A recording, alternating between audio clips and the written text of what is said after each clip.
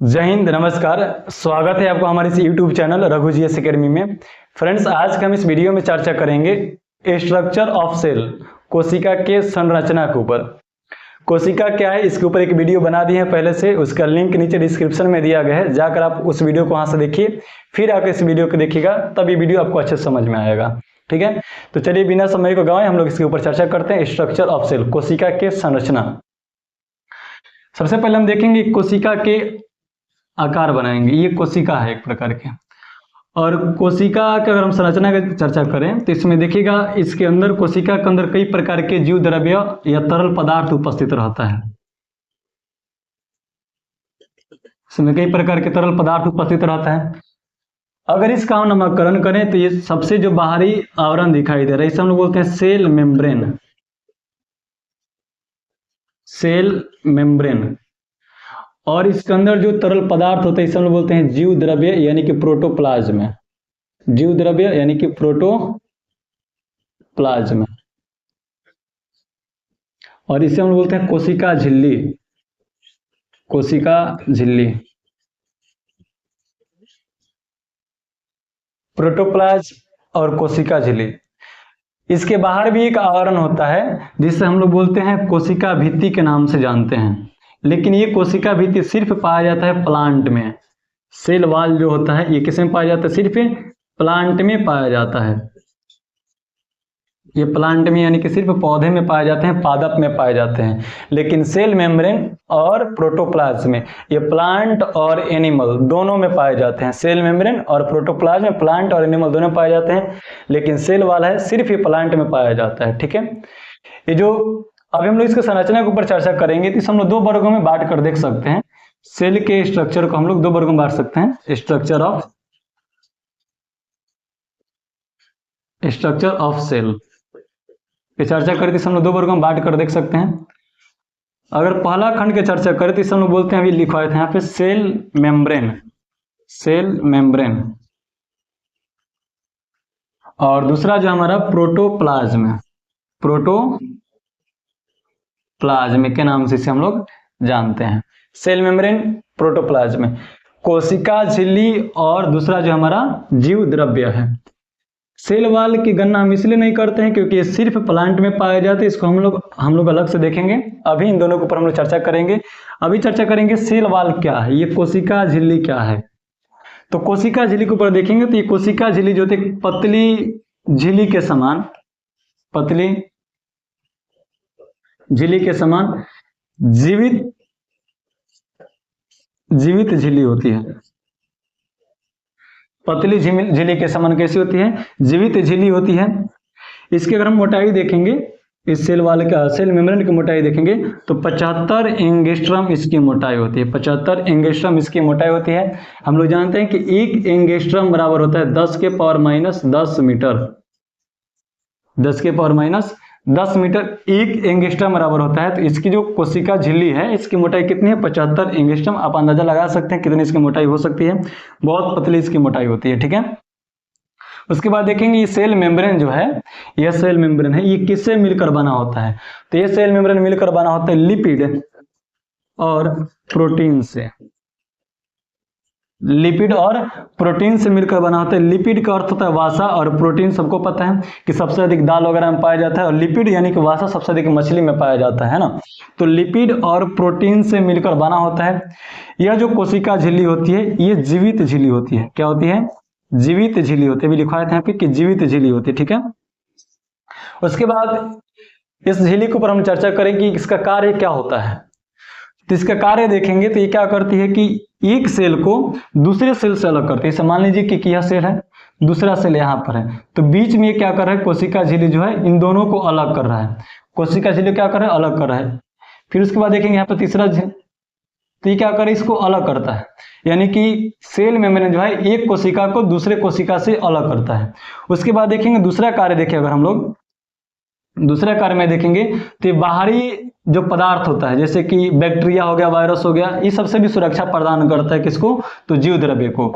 ये जो कोशिका के अंदर जीव द्रव्य भरा रहता है इसको सुरक्षा प्रदान करता है कौन? तो सेल मेम्ब्रेन। किससे? तो बैक्टीरिया, वायरस वगैरह से इसे सुरक्षा प्रदान करता है।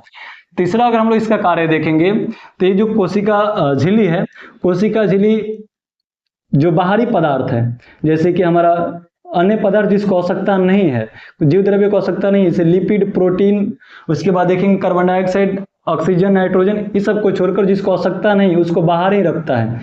या मेटाप्लास्ट जो होता है, जो एक प्रकार के मृत कोशिका अंगक है, इसको भी बाहर फेंकने का कार्य करता है। अभी आगे हम लोग इसके ऊपर भी चर्चा करेंगे। तो याद रखिएगा, ये पतली झिल्ली और जीवित झिल्ली के समान संरचना होती है। इसकी मोटाई 75 एंगस्ट्रॉम होता है।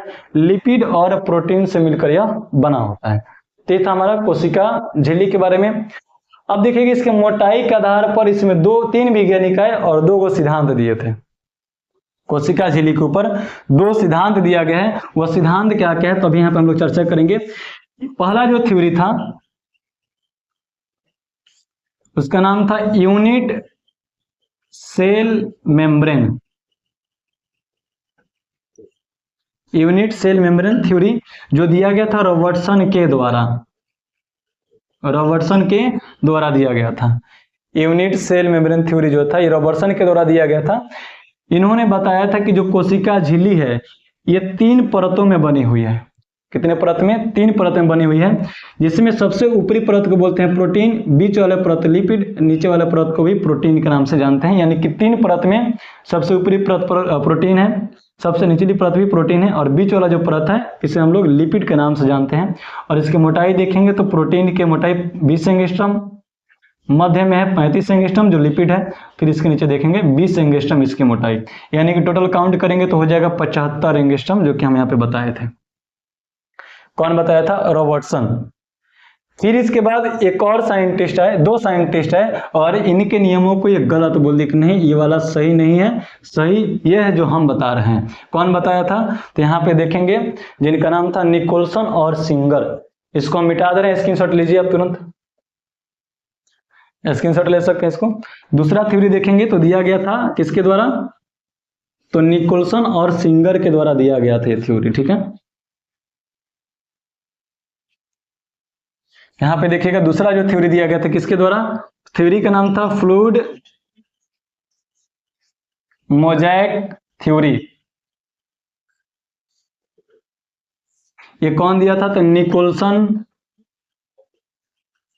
और सिंगर के द्वारा दिया गया था। निकोलसन और सिंगर के द्वारा दिया गया था। ये क्या किए कि जो रॉबर्टसन का सिद्धांत दिया गया था उसको ये उल्टा कर दिया, ज्यादा कुछ नहीं किए, लेकिन बोले कि मेरा वाला ही सही है। और वो कैसे सही है? तो ये बताया था कि ऊपर वाला जो परत है वो लिपिड से बना है, मध्य वाला परत प्रोटीन से बना है, और नीचे वाला परत जो है ये लिपिड से बना है। मोटाई सेम बताए थे कि 20 एंगस्ट्रॉम, 35 एंगस्ट्रॉम और 20 एंगस्ट्रॉम, यानी कि 75 एंगस्ट्रॉम इसकी मोटाई हो जाती है। तो ये कौन बताए थे? निकोलसन और सिंगर के द्वारा ये सिद्धांत दिया गया था। तो अभी हम लोग देखें कि जो हमारा थ्योरी है किसके लिए? तो सेल मेम्ब्रेन के लिए। इसमें 2 थ्योरी दिया गया था। पहला जो था रॉबर्टसन के द्वारा यूनिट सेल मेम्ब्रेन थ्योरी, और दूसरा जो था निकोलसन और सिंगर के द्वारा फ्लूइड मोज़ेक थ्योरी दिया गया। ठीक है, तो ये क्या था? हमारा सेल मेम्ब्रेन के ऊपर थ्योरी था। ठीक है, अभी हम लोग देख लेते हैं सेल वॉल के बारे में, फिर आगे चर्चा करेंगे हम लोग प्रोटोप्लाज्म के ऊपर चर्चा करेंगे। ठीक है, तो चलिए इसको मिटाते हैं, इसको मिटा दे रहे हैं।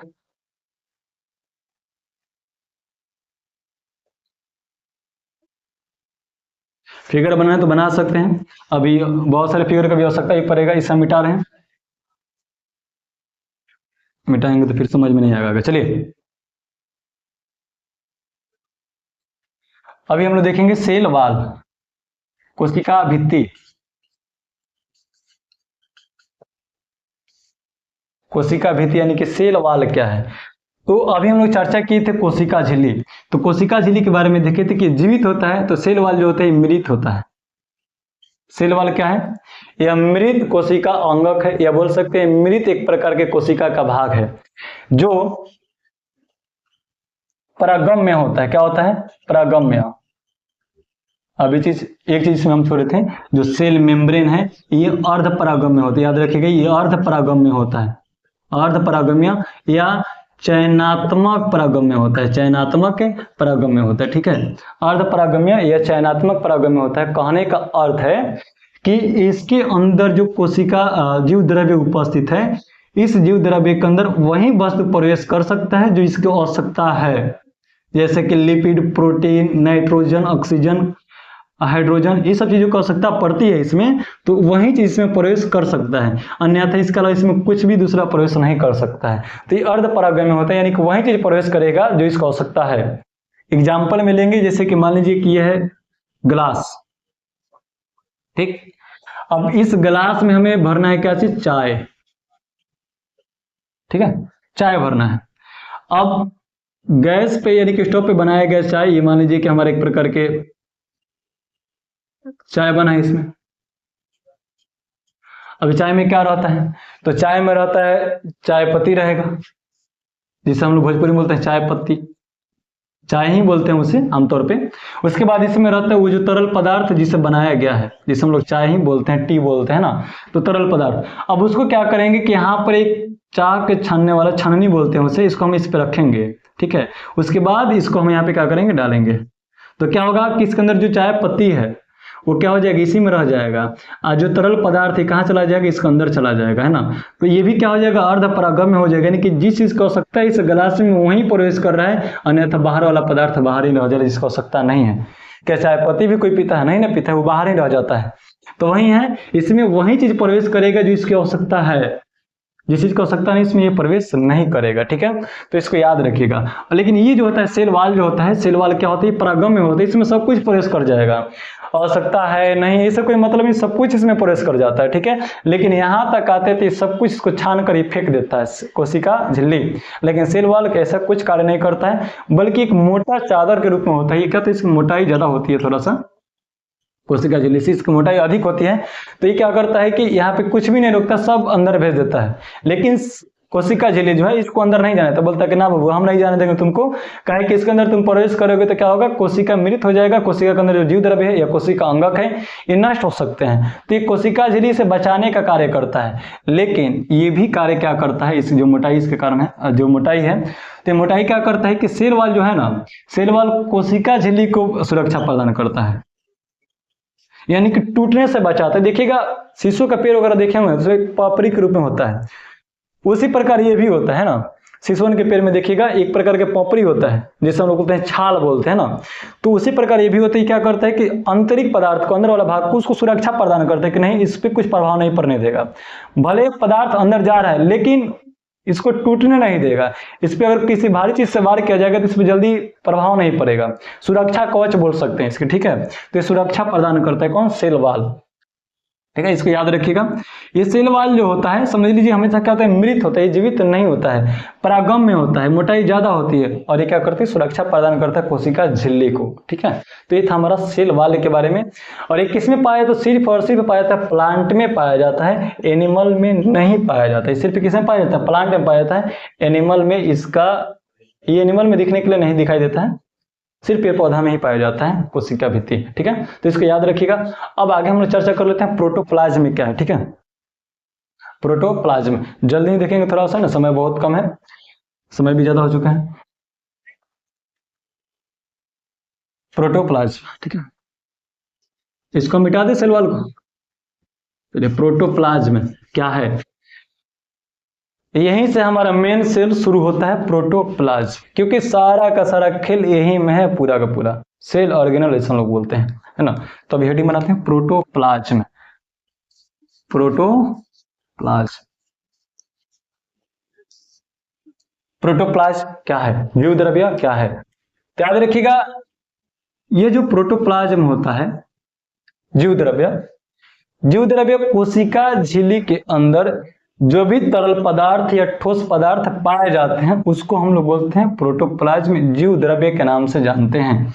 कहाँ, तो कोशिका झिल्ली के अंदर जितना भी पदार्थ उपस्थित है उसे हम लोग बोलते हैं जीव द्रव्य, प्रोटोप्लाज्म।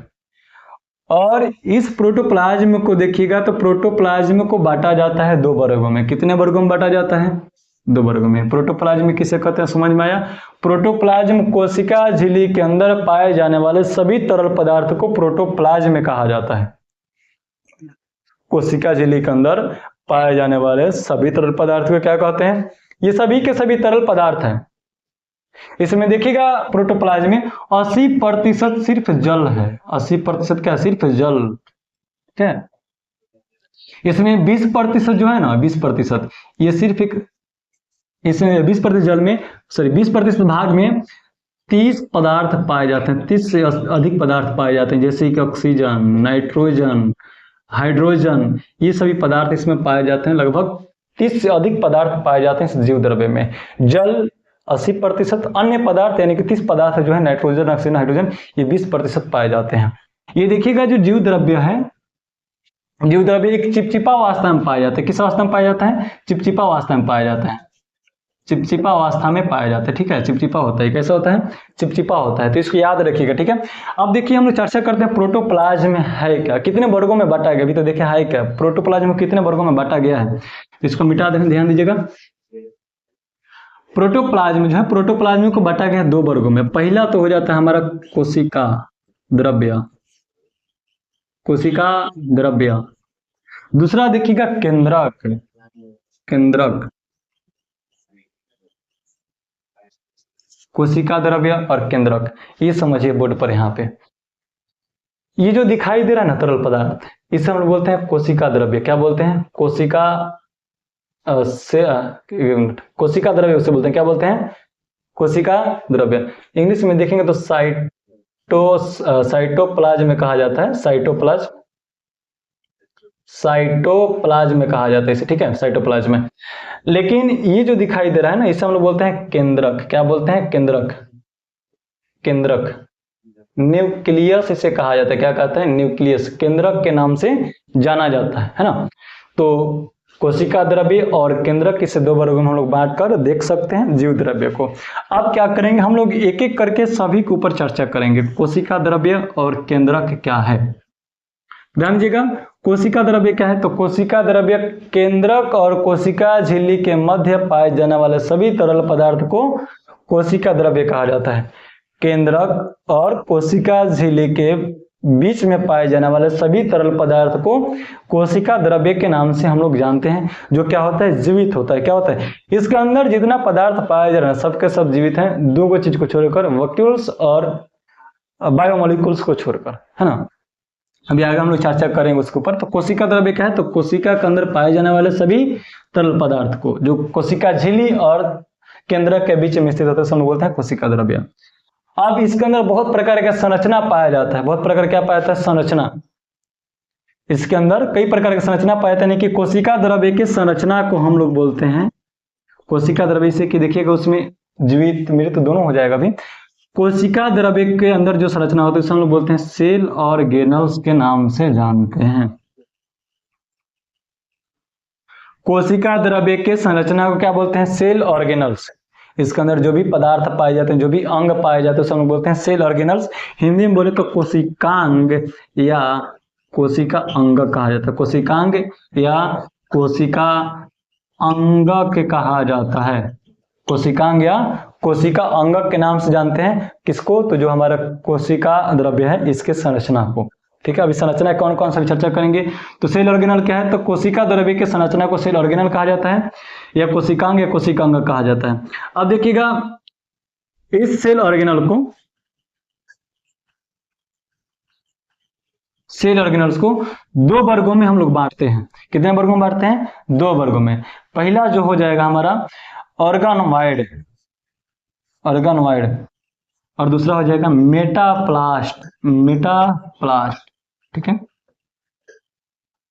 ऑर्गेनोइड और मेटाप्लास्ट। बोर्ड थोड़ा सा दोस्तों छोटा है, इसीलिए थोड़ा सा ऐसे पूरा नहीं हट रहा है, इसको फिर मिटा रहे हैं। आप स्क्रीनशॉट ले लीजिए, ठीक है। इसको हम मिटा रहे हैं।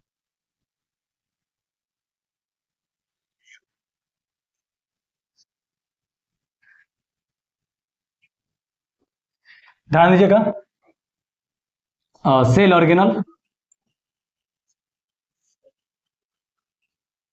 इसे हम लोग कितने वर्गों में बांटे? 2 वर्गों में बांटे। कितने वर्गों में? 2 वर्गों में। पहला था ऑर्गेनोइड और दूसरा था मेटाप्लास्ट, मेटाप्लास्ट। ऑर्गेनोइड का अर्थ हुआ जीवित कोशिकांगक, जीवित कोशिका अंगक, मेटाप्लास्ट का अर्थ हुआ मृत कोशिका अंगक, जीवित कोशिका अंगक, मृत कोशिका अंगक। अभी ऑर्गेनॉइड जो होता है ना, ये हमेशा जीवित होता है, मेटाप्लास्ट हमेशा मृत होता है। मृत मतलब ये मरा हुआ रहता है, इसके कोई कार्य नहीं होता है। ऑर्गेनॉइड को देखेंगे, ऑर्गेनॉइड यानी कि कोशिका अंगक है एक प्रकार के जो जीवित होता है, और इसे हम लोग बांटते हैं 7 वर्गों में। 7 वर्गों में हो जाएगा। सबसे पहले हमारा इंडोप्लाज्मिक रेटिकुलम, ठीक है। दूसरा देखेंगे राइबोसोम, नाम सुनोगे सब, lysosome, Golgi body, plastid, mitochondria,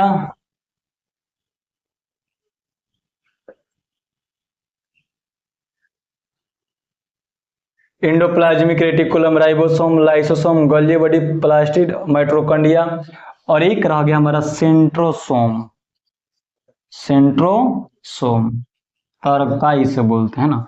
तो 7 वर्गों में हम लोग बांटते हैं ऑर्गेनॉइड और मेटाप्लास्ट को। ऑर्गेनॉइड को इंडोप्लाज्मिक रेटिकुलम, अंतःद्रव्य जालिका, ribosome, lysosome, Golgi body, plastid, mitochondria और सेंट्रोसोम के नाम से इसे जानते हैं, ठीक है। अब मेटाप्लास्ट को देखिएगा तो मेटाप्लास्ट मृत होते, इस बेचारे को 2 वर्गों में ही बांटा गया है। पहला है रसधानी, जिसे बोलते हैं वैक्यूल, ठीक है, थोड़ा साफ लिखते हैं ना, वैक्यूल। दूसरा जो होता है बायोमोलिकुल्स, ठीक है। तो ये हमारा ऑर्गेनॉइड और मेटाप्लास्ट सेल के संरचना कुछ इस प्रकार से है। अब हम लोग नेक्स्ट वीडियो में चर्चा करेंगे इन कोशिका अंगा के ऊपर कि इंडोप्लाज्मिक रेटिकुलम क्या है, राइबोसोम क्या है, लाइसोसोम, प्लास्टिड, इन सभी के ऊपर हम लोग आने वाले वीडियो में चर्चा करेंगे। आज के लिए हम लोग इतना रहने देते हैं, नेक्स्ट वीडियो में चर्चा होगा। आज के लिए इतना ही। जय हिंद, जय भारत।